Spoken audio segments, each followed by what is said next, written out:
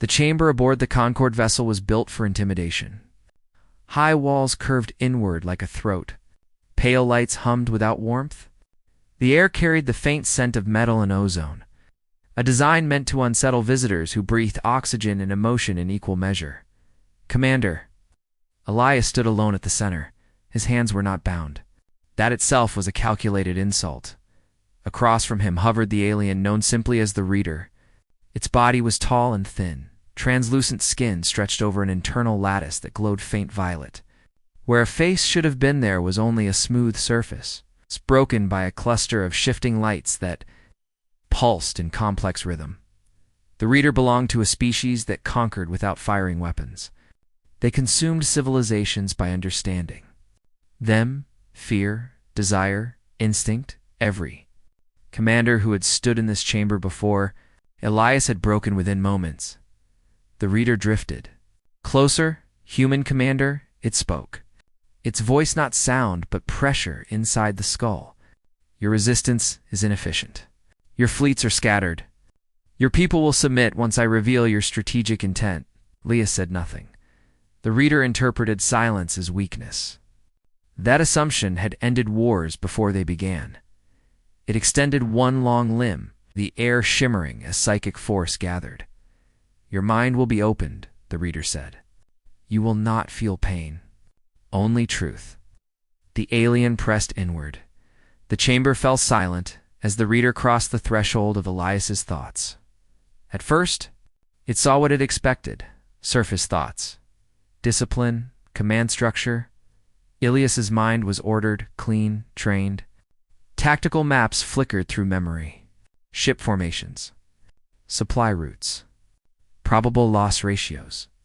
The Reader absorbed this easily. Then it pushed. Deeper, it searched for fear. There was none. That was unusual. Every species feared extinction.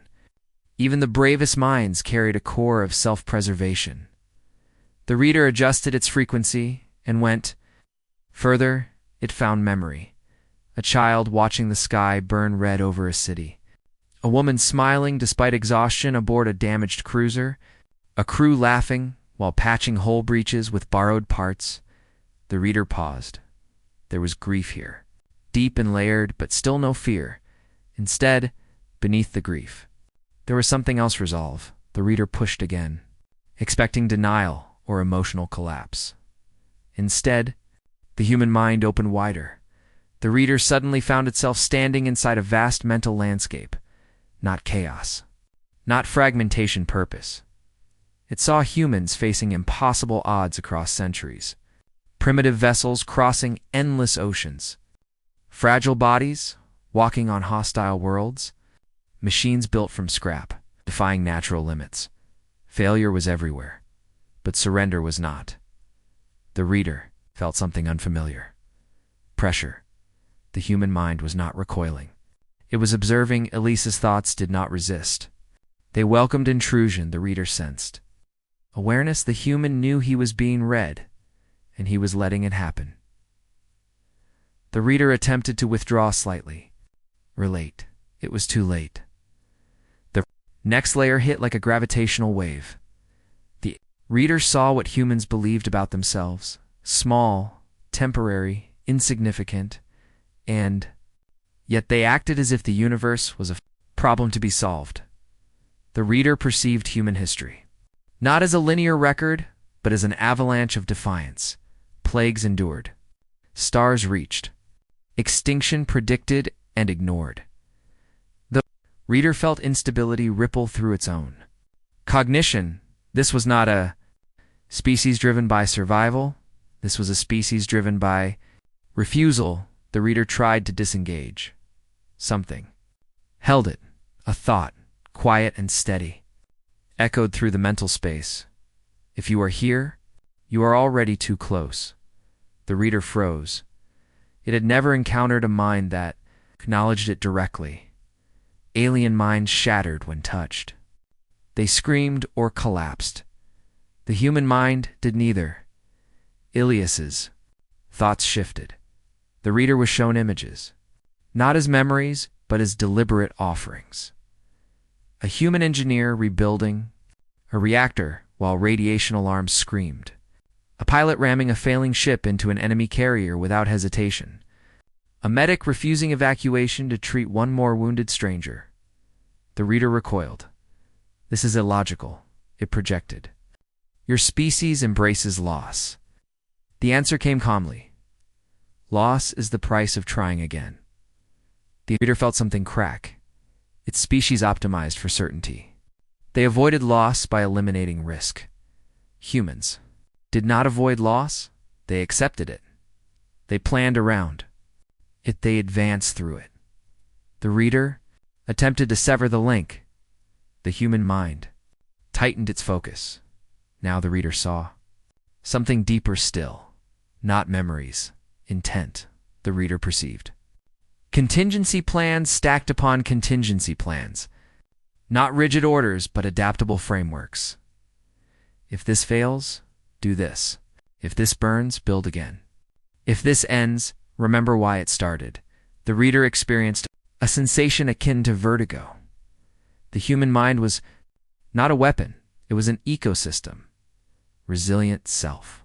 Correcting, relentless. The reader tried to impose dominance. It pushed psychic authority. The force that had subdued countless leaders. The human mind absorbed it, redirected it. The reader suddenly felt exposed. It felt the human mind looking back. Ilyase's thoughts did not invade.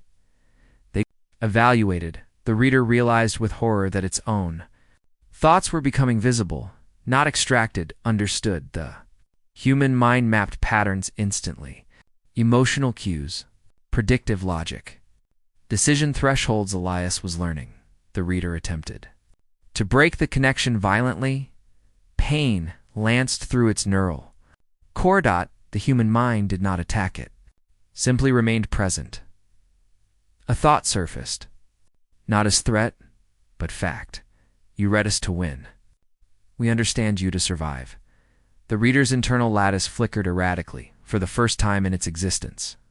It experienced fear, not fear of death, fear of being known.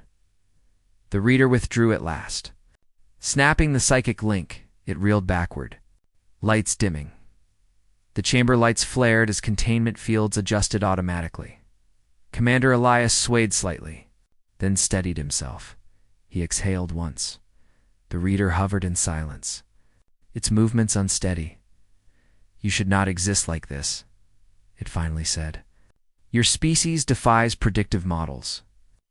Elias met the alien's gaze. That's because you keep trying to predict us, he said calmly. The reader processed this. You are not the strongest, it said. Not the fastest. Not the oldest. Elias nodded once.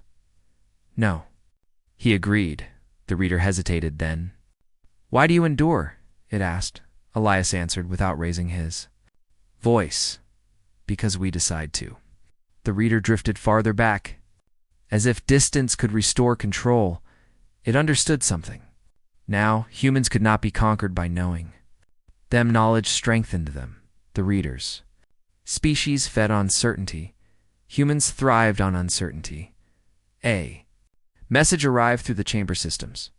Fleet movements, human vessels, adjusting formation. Unpredictably, the reader saw the pattern. Instantly, it was not a retreat. It was an invitation. The reader felt something close to dread. You allowed me into your mind, it said. You risked everything. Elias nodded again. Yes. Why? The reader asked. Because now you understand, Elias replied. And because now you are afraid. The reader did not deny it. Fear had entered its calculations. That alone altered every outcome. The reader withdrew from the chamber without another word. Alone. Elias allowed himself a moment to breathe. He did not feel triumphant. He felt ready, beyond the vessel. Human fleets moved like living systems. Adapting in real time, the war would not be easy. It never was. But the enemy had looked into the human mind and learned the most dangerous truth in the universe. Humans did not win by certainty. They won by refusing to stop. And that knowledge would haunt the reader forever.